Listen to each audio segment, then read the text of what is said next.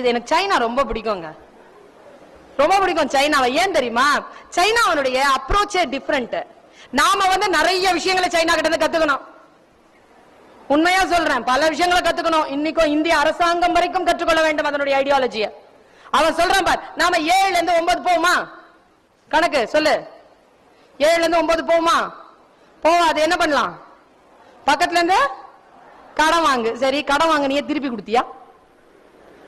கடன் தானே வாங்கின. காலங்காலம் கடன் வாங்கு, கடன் வாங்கு, கடன் வாங்கு. நாய் சேகர் மாதிரி, நாய் சேகர், நாய் சேகர், நாய் சேகர் மாதிரி கடன் வாங்கு, கடன் வாங்கு, கடன் வாங்கு. என்னது கடன் வாங்கினா திருப்பி கொடுக்கணும்ல. இங்க பாருங்க, இவர் வந்து இறங்கின சூடா ஒரு கப் காபி கொடுத்தாரு. பசியா இருந்தது, அடங்கிருச்சு. செய்த உதவி.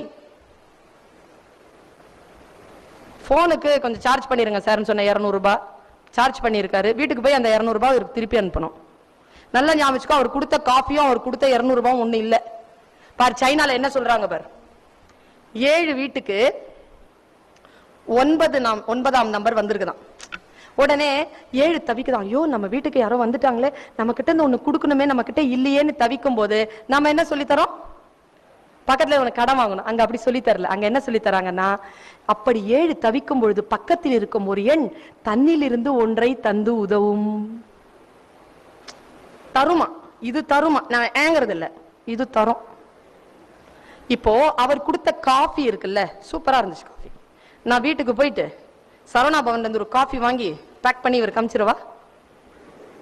200 rupees எப்படியும் பேங்க்ல போட போறேன். 200 rupees என்பது கடன், உரியவர்களுக்கு திருப்பி தர வேண்டும். ஆனால் பசித்த பொழுது எனக்கு அவர் தந்த காஃபி உதவி. என் முன்னால் பசியோடு யாரேனும் வந்தால் அது அவர்களுக்கு திருப்பி தந்து விட வேண்டும். இதுதான் அடிப்படையில் தார்மீக பொறுப்பு. Morality, morality in education. Mathematics அப்படி சொல்லி தராங்க சைனால.